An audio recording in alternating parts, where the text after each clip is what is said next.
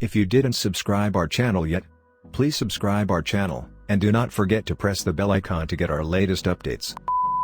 The Adventures of Sherlock Holmes by Arthur Conan Doyle. The Adventure of the Blue Carbuncle. I had called upon my friend Sherlock Holmes upon the second morning after Christmas, with the intention of wishing him the compliments of the season. He was lounging upon the sofa in a purple dressing gown, a pipe rack within his reach upon the right, and a pile of crumpled morning papers, evidently newly studied, near at hand. Beside the couch was a wooden chair, and on the angle of the back hung a very seedy and disreputable hard felt hat, much the worse for wear, and cracked in several places. A lens and a forceps lying upon the seat of the chair suggested that the hat had been suspended in this manner for the purpose of examination. "You are engaged," said I. "Perhaps I interrupt you." "Not at all. I am glad to have a friend with whom I can discuss my results. The matter is a perfectly trivial one." He jerked his thumb in the direction of the old hat, "but there are points in connection with it which are not entirely devoid of interest and even of instruction." I seated myself in his armchair and warmed my hands before his crackling fire, for a sharp frost had set in, and the windows were thick with the ice crystals. "I suppose," I remarked, "that, homely as it looks, this thing has some deadly story linked onto it, that it is the clue which will guide you in the solution of some mystery and the punishment of some crime." No crime," said Sherlock Holmes, laughing. "Only one of those whimsical little incidents which will happen when you have 4 million human beings all jostling each other within the space of a few square miles. Amid the action and reaction of so dense a swarm of humanity, every possible combination of events may be expected to take place, and many a little problem will be presented which may be striking and bizarre without being criminal. We have already had experience of such. So much so," I remarked, "that of the last 6 cases which I have added to my notes, 3 have been entirely free of any legal crime." "Precisely.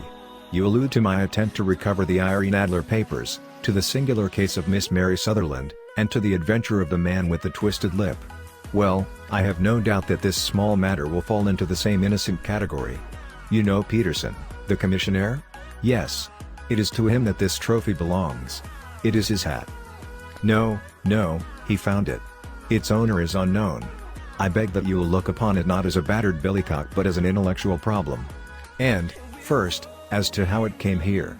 It arrived upon Christmas morning, in company with a good fat goose, which is, I have no doubt, roasting at this moment in front of Peterson's fire. The facts are these: about 4 o'clock on Christmas morning, Peterson, who, as you know, is a very honest fellow, was returning from some small jollification and was making his way homeward down Tottenham Court Road. In front of him he saw, in the gaslight, a tallish man, walking with a slight stagger, and carrying a white goose slung over his shoulder. As he reached the corner of Goose Street, a row broke out between the stranger and a little knot of roughs. One of the latter knocked off the man's hat, on which he raised his stick to defend himself and, swinging it over his head, smashed the shop window behind him. Peterson had rushed forward to protect the stranger from his assailants, but the man, shocked at having broken the window, and seeing an official-looking person in uniform rushing towards him, dropped his goose, took to his heels, and vanished amid the labyrinth of small streets which lie at the back of Tottenham Court Road. The roughs had also fled at the appearance of Peterson, so that he was left in possession of the field of battle, and also of the spoils of victory in the shape of this battered hat and a most unimpeachable Christmas goose, which surely he restored to their owner. My dear fellow, there lies the problem.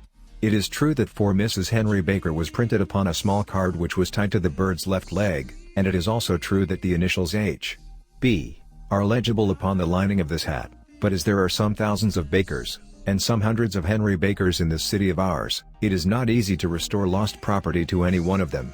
What, then, did Peterson do? He brought round both hat and goose to me on Christmas morning, knowing that even the smallest problems are of interest to me.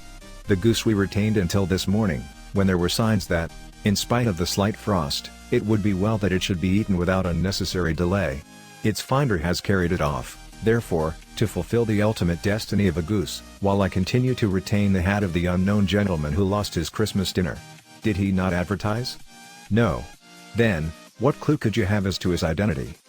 Only as much as we can deduce. From his hat? Precisely. But you are joking. What can you gather from this old battered felt? Here is my lens. You know my methods.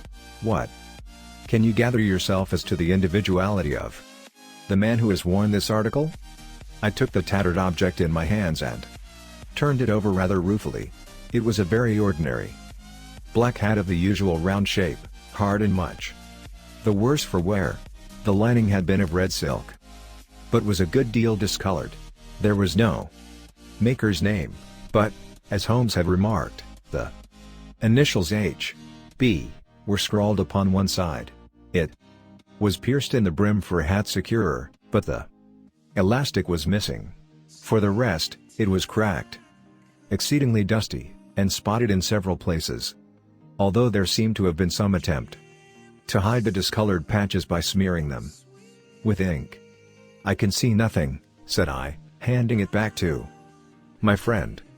"On the contrary, Watson, you can see everything. You fail, however, to reason from what you see. You are too timid in drawing your inferences. Then, pray tell me what it is that you can infer from this hat?" He picked it up and gazed at it in the peculiar, introspective fashion which was characteristic of him.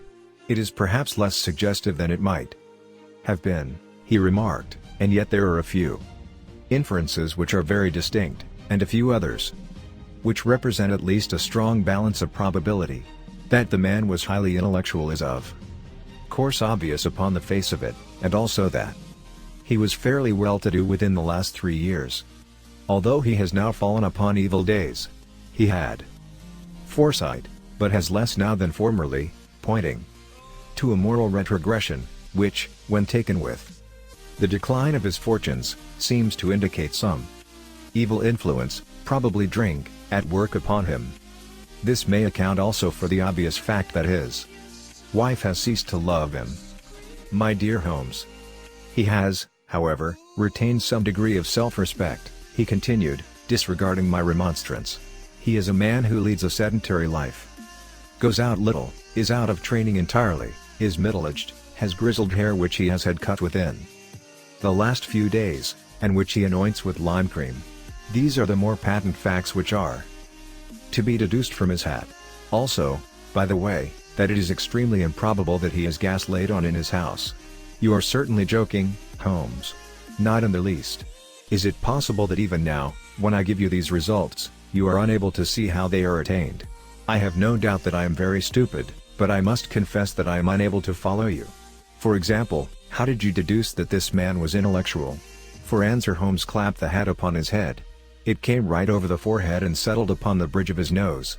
"It is a question of cubic capacity," said he. "A man with so large a brain must have something in it.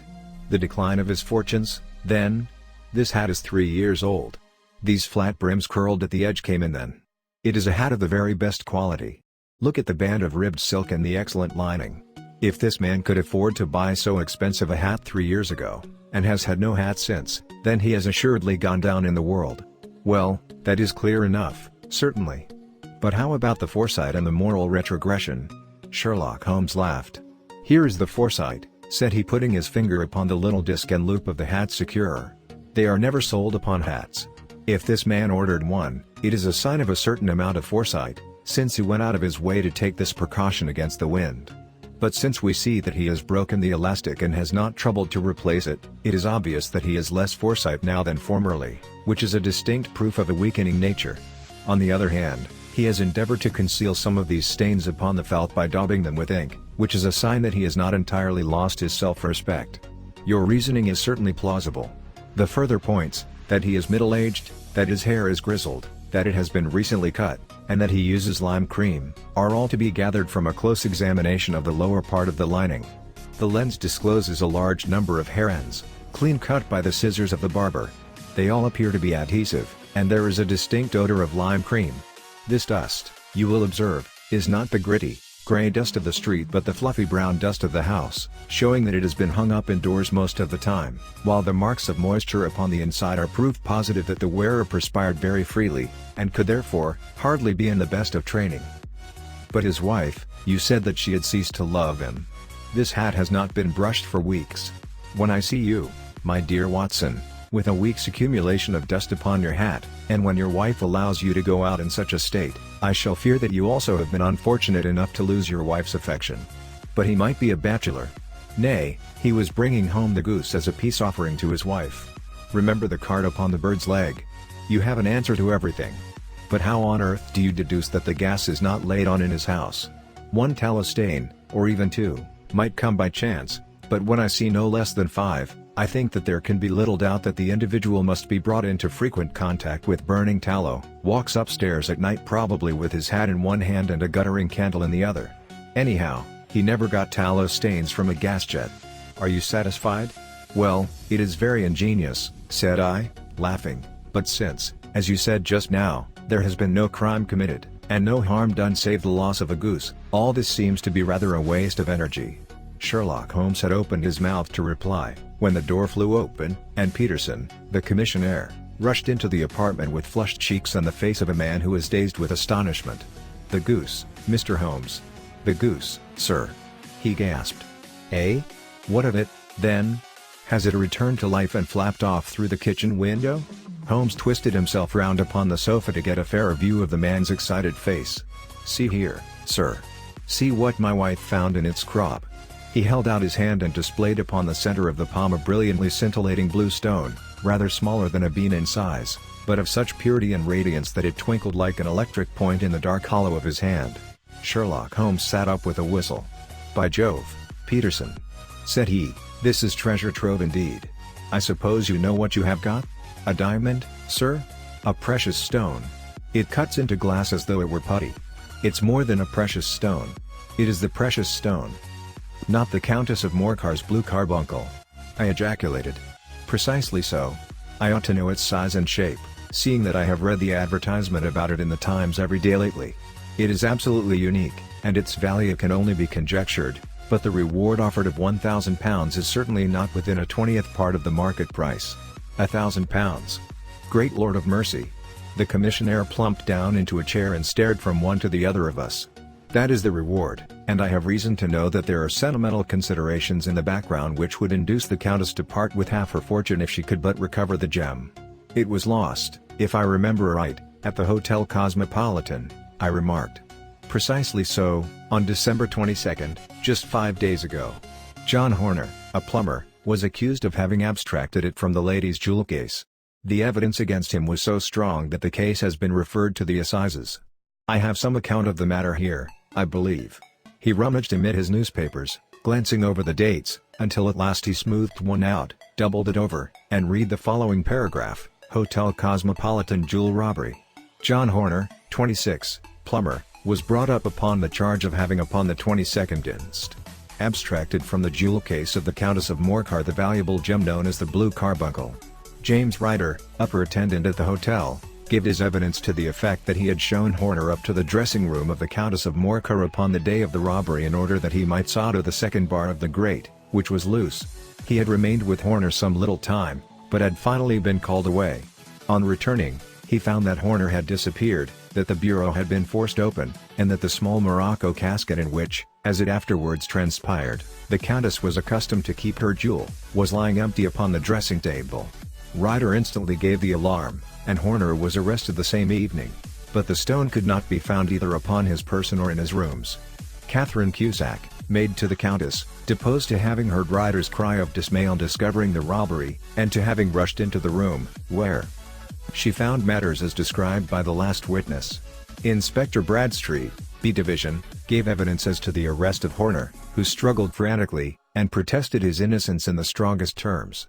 Evidence of a previous conviction for robbery having been given against the prisoner, the magistrate refused to deal summarily with the offense, but referred it to the assizes.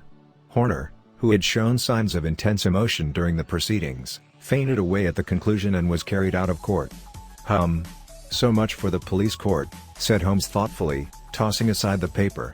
"The question for us now to solve is the sequence of events leading from a rifled jewel case at one end to the crop of a goose in Tottenham Court Road at the other. You see, Watson, our little deductions have suddenly assumed a much more important and less innocent aspect. Here is the stone came from the goose, and the goose came from Mr. Henry Baker, the gentleman with the bad hat and all the other characteristics with which I have bored you. So now we must set ourselves very seriously to finding this gentleman and ascertaining what part he has played in this little mystery. To do this, we must try the simplest means first, and these lie undoubtedly in an advertisement in all the evening papers.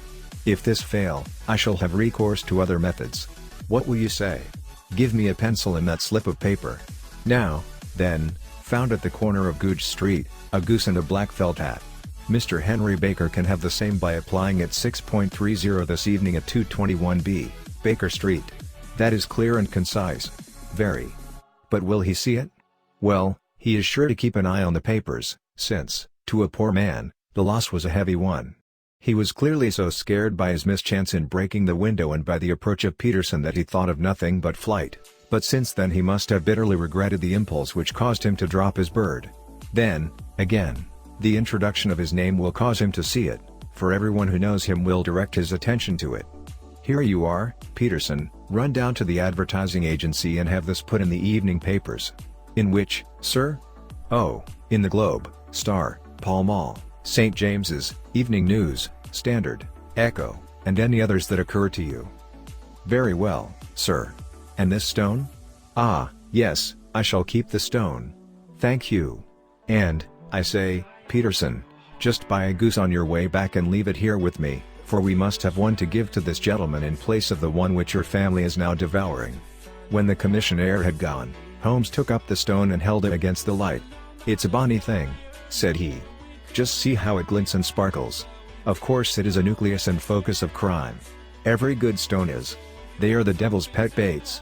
In the larger and older jewels every facet may stand for a bloody deed. This stone is not yet 20 years old.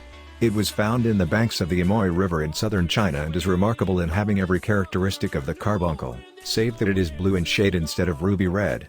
In spite of its youth, it is already a sinister history. There have been 2 murders, a vitriol throwing, a suicide, and several robberies brought about for the sake of this 40-grain weight of crystallized charcoal. Who would think that so pretty a toy would be a purveyor to the gallows and the prison? I'll lock it up in my strong box now and drop a line to the Countess to say that we have it. Do you think that this man Horner is innocent? I cannot tell.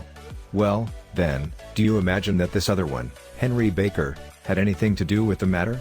It is, I think, much more likely that Henry Baker is an absolutely innocent man, who had no idea that the bird which he was carrying was of considerably more value than if it were made of solid gold. That, however, I shall determine by a very simple test if we have an answer to our advertisement. And you can do nothing until then? Nothing. In that case I shall continue my professional round. But I shall come back in the evening at the hour you have mentioned, for I should like to see the solution of so tangled a business. Very glad to see you. I dine at 7. There is a woodcock, I believe.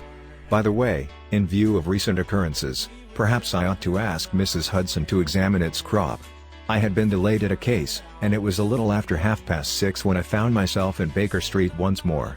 As I approached the house I saw a tall man in a Scotch bonnet with a coat which was buttoned up to his chin waiting outside in the bright semicircle which was thrown from the fanlight. Just as I arrived the door was opened, and we were shown up together to Holmes' room.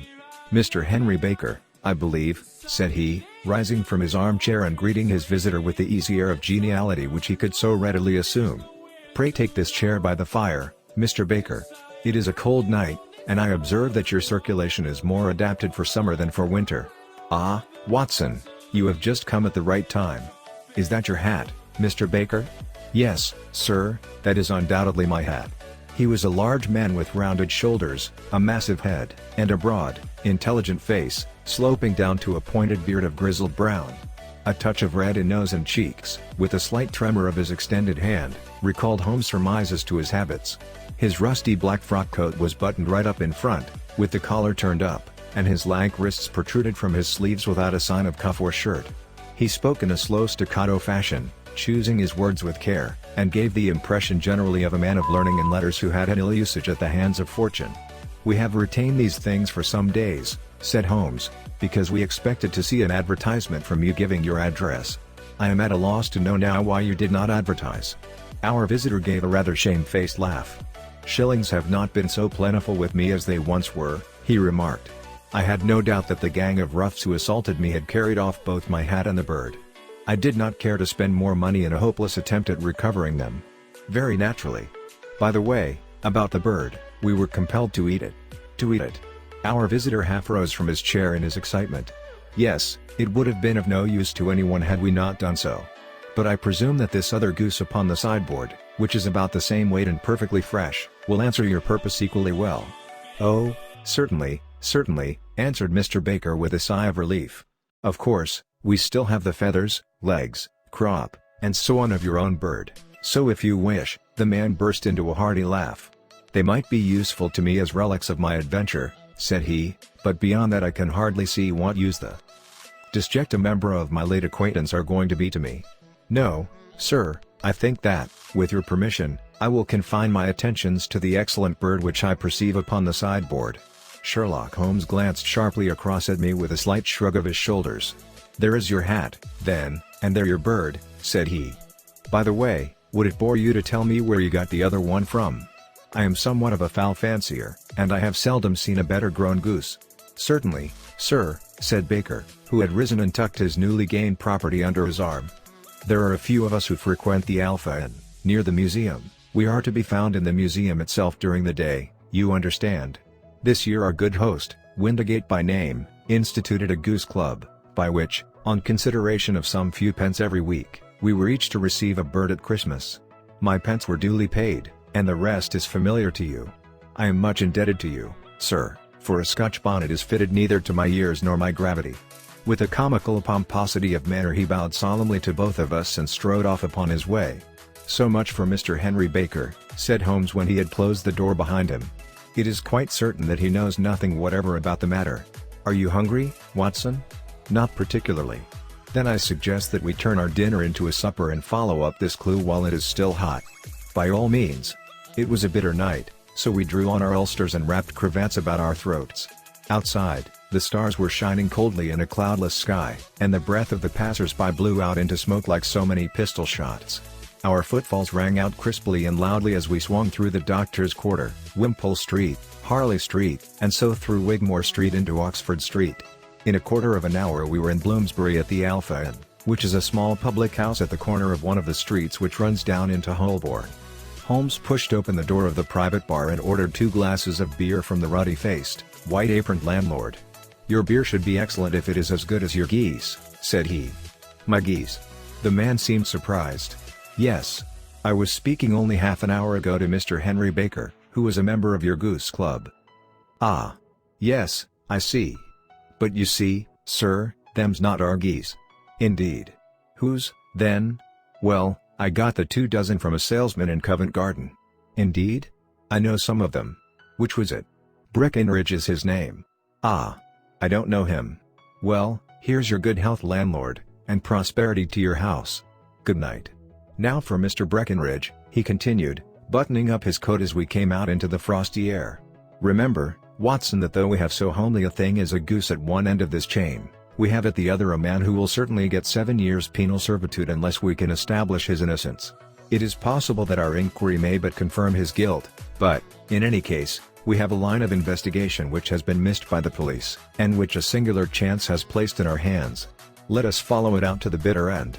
Faces to the south, then, and quick march." We passed across Holborn, down Endell Street, and so through a zigzag of slums to Covent Garden Market. One of the largest stalls bore the name of Breckinridge upon it, and the proprietor, a horsey-looking man, with a sharp face and trim side whiskers, was helping a boy to put up the shutters. "Good evening. It's a cold night," said Holmes. The salesman nodded and shot a questioning glance at my companion. "Sold out of geese, I see," continued Holmes, pointing at the bare slabs of marble. "Let you have 500 tomorrow morning." "That's no good." "Well, there are some on the stall with a gas flare." "Ah, but I was recommended to you." "Who by?" "The landlord of the Alpha." "Oh, yes, I sent him a couple of dozen. Fine birds they were, too. Now where did you get them from?" To my surprise the question provoked a burst of anger from the salesman. "Now, then, mister," said he, with his head cocked and his arms akimbo, "what are you driving at? Let's have it straight, now." "It is straight enough. I should like to know who sold you the geese which you supplied to the Alpha." "Well then, I shan't tell you. So now." "Oh, it is a matter of no importance, but I don't know why you should be so warm over such a trifle." "Warm? You'd be as warm, maybe, if you were as pestered as I am. When I pay good money for a good article there should be an end of the business, but it's where are the geese? And who did you sell the geese to? And what will you take for the geese? One would think they were the only geese in the world, to hear the fuss that is made over them." "Well, I have no connection with any other people who have been making inquiries," said Holmes carelessly. If you won't tell us, the bet is off, that is all. But I'm always ready to back my opinion on a matter of fowls, and I have a fiver on it that the bird I ate is country bred." "Well, then, you've lost your fiver, for it's town bred," snapped the salesman. "It's nothing of the kind. I say it is. I don't believe it. Do you think you know more about fowls than I, who have handled them ever since I was a nipper? I tell you, all those birds that went to the Alpha were town bred. You'll never persuade me to believe that. Will you bet, then? It's merely taking your money, for I know that I am right. But I'll have a sovereign on with you, just to teach you not to be obstinate." The salesman chuckled grimly. "Bring me the books, Bill," said he. The small boy brought round a small thin volume and a great greasy-backed one, laying them out together beneath the hanging lamp. "Now then, Mr. Cocksure," said the salesman, "I thought that I was out of geese, but before I finish you'll find that there is still one left in my shop. You see this little book? Well, that's the list of the folk from whom I buy. Do you see? Well, then, here on this page are the country folk, and the numbers after their names are where their accounts are in the big ledger. Now, then. You see this other page in red ink? Well, that is a list of my town suppliers. Now, look at that third name. Just read it out to me." "Mrs. Oakshott, 117, Brixton Road, 249, Reed Holmes." "Quite so. Now turn that up in the ledger." Holmes turned to the page indicated. "Here you are, Mrs. Oakshott, 117, Brixton Road, Egg and Poultry Supplier. Now, then, what's the last entry? December 22nd. 24 geese at 7s. 6d. Quite so. There you are. And underneath? Sold to Mr. Windigate of the Alpha, at 12s. What have you to say now?" Sherlock Holmes looked deeply chagrined. He drew a sovereign from his pocket and threw it down upon the slab, turning away with the air of a man whose disgust is too deep for words. A few yards off he stopped under a lamppost and laughed in the hearty, noiseless fashion which was peculiar to him. "When you see a man with whiskers of that cut and the pink un protruding out of his pocket, you can always draw him by a bet," said he. "I dare say that if I had put £100 down in front of him, that man would not have given me such complete information as was drawn from him by the idea that he was doing me on a wager. Well, Watson, we are, I fancy, nearing the end of our quest, and the only point which remains to be determined is whether we should go on to this Mrs. Oakshott tonight, or whether we should reserve it for tomorrow. It is clear from what that surly fellow said that there are others besides ourselves who are anxious about the matter, and I should—" His remarks were suddenly cut short by a loud hubbub which broke out from the stall which we had just left. Turning round we saw a little rat-faced fellow standing in the center of the circle of yellow light which was thrown by the swinging lamp, while Breckenridge, the salesman, framed in the door of his stall, was shaking his fists fiercely at the cringing figure. "I've had enough of you and your geese," he shouted. "I wish you were all at the devil together. If you come pestering me any more with your silly talk I'll set the dog at you. You bring Mrs. Oakshott here and I'll answer her, but what have you to do with it? Did I buy the geese off you? No, but one of them was mine all the same," whined the little man. "Well, then, ask Mrs. Oakshott for it. She told me to ask you." "Well, you can ask the King of Prussia, for all I care. I've had enough of it. Get out of this." He rushed fiercely forward, and the inquirer flitted away into the darkness. "Ha! This may save us a visit to Brixton Road," whispered Holmes. "Come with me, and we will see what is to be made of this fellow." Striding through the scattered knots of people who lounged round the flaring stalls, my companion speedily overtook the little man and touched him upon the shoulder. He sprang round, and I could see in the gaslight that every vestige of color had been driven from his face. "Who are you, then? What do you want?" he asked in a quavering voice. "You will excuse me," said Holmes blandly, "but I could not help overhearing the questions which you put to the salesman just now. I think that I could be of assistance to you." "You? Who are you? How could you know anything of the matter?" "My name is Sherlock Holmes. It is my business to know what other people don't know." "But you can know nothing of this?" "Excuse me, I know everything of it. You are endeavoring to trace some geese which were sold by Mrs. Oakshott, of Brixton Road, to a salesman named Breckenridge, by him in turn to Mr. Windigate, of the Alpha, and by him to his club, of which Mr. Henry Baker is a member." "Oh, sir, you are the very man whom I have longed to meet," cried the little fellow with outstretched hands and quivering fingers. "I can hardly explain to you how interested I am in this matter." Sherlock Holmes hailed a four-wheeler which was passing. "In that case we had better discuss it in a cozy room rather than in this wind-swept marketplace," said he. "But pray tell me, before we go farther, Who it is that I have the pleasure of assisting?" The man hesitated for an instant. "My name is John Robinson," he answered with a sidelong glance. "No, no, the real name," said Holmes sweetly.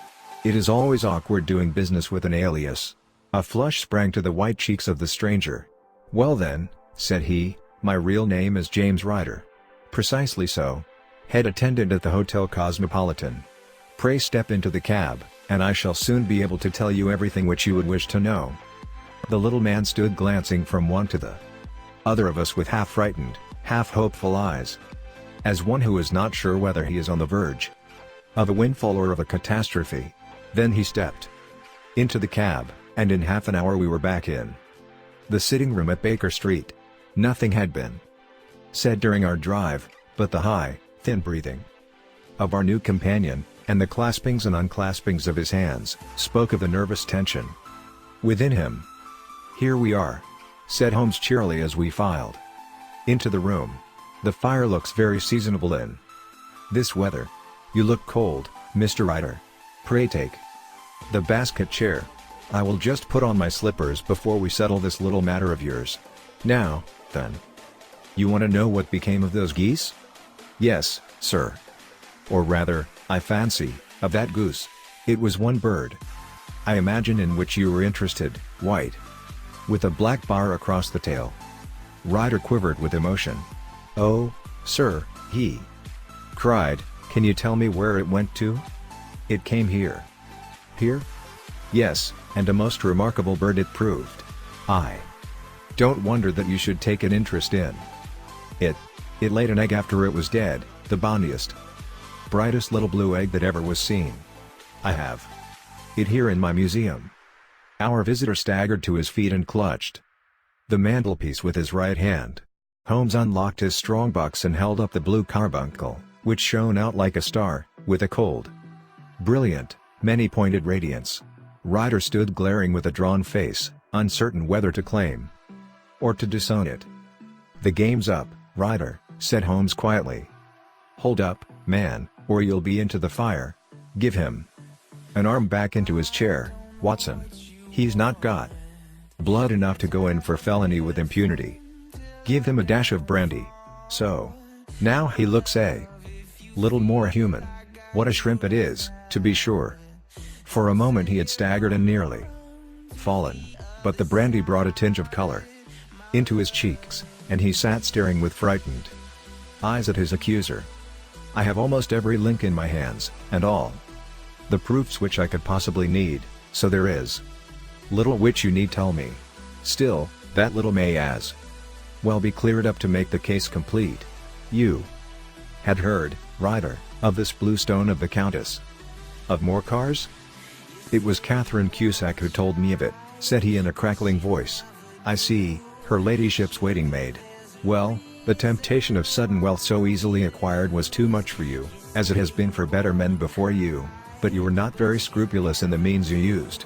It seems to me, Ryder, that there is the making of a very pretty villain in you.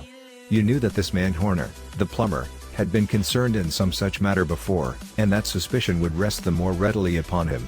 What did you do, then? You made some small job in my lady's room, you and your confederate Cusack, and you managed that he should be the man sent for.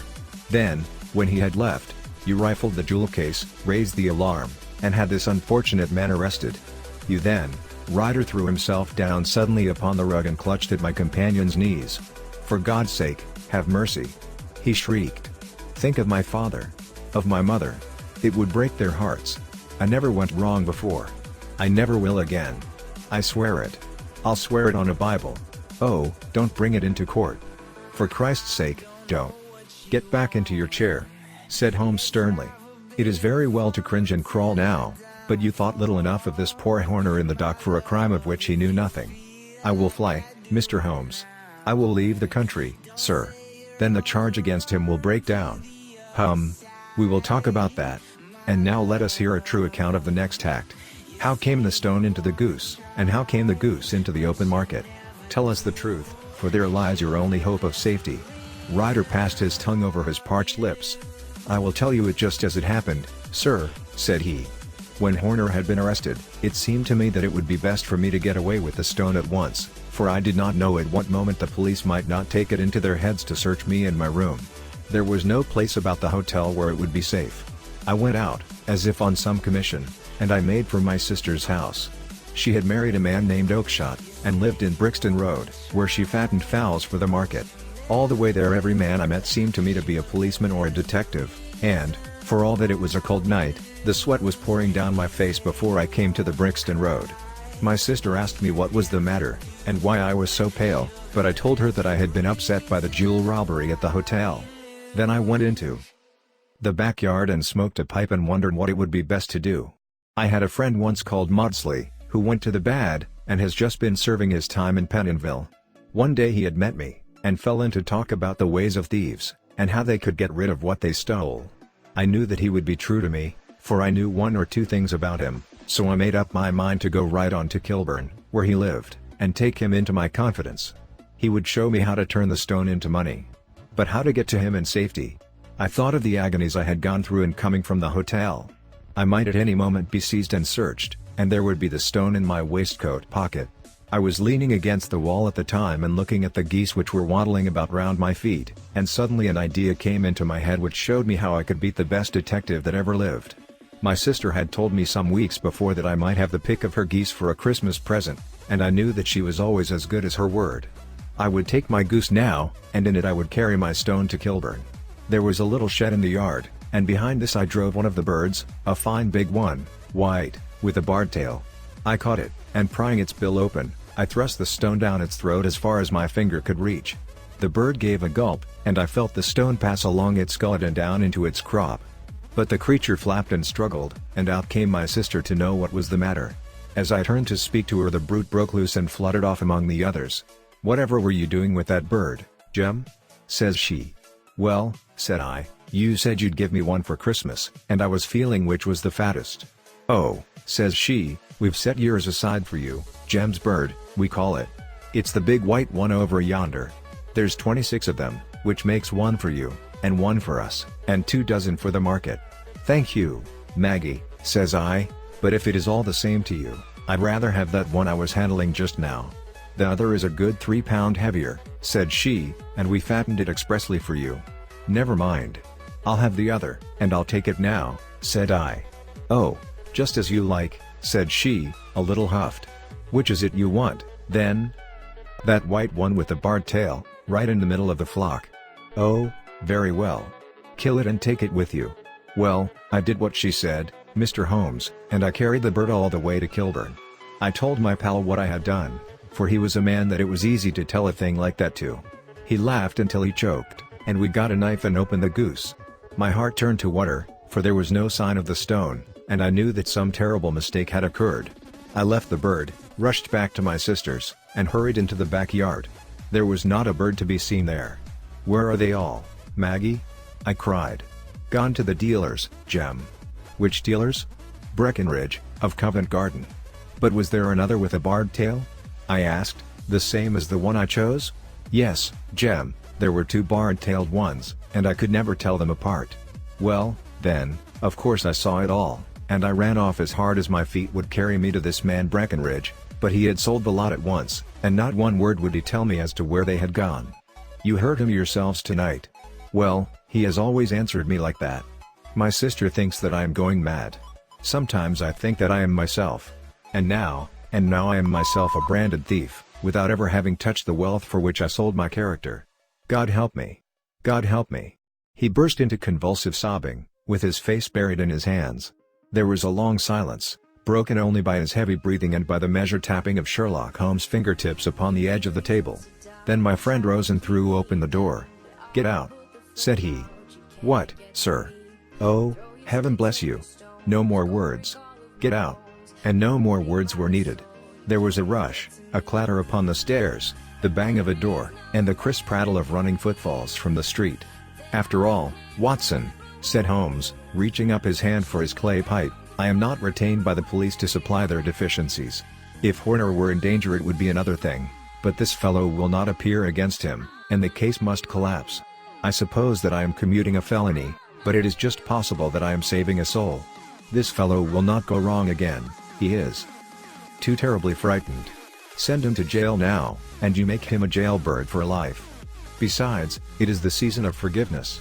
Chance has put in our way a most singular and whimsical problem, and its solution is its own reward. If you will have the goodness to touch the bell, Doctor, we will begin another investigation, in which, also a bird will be the chief feature.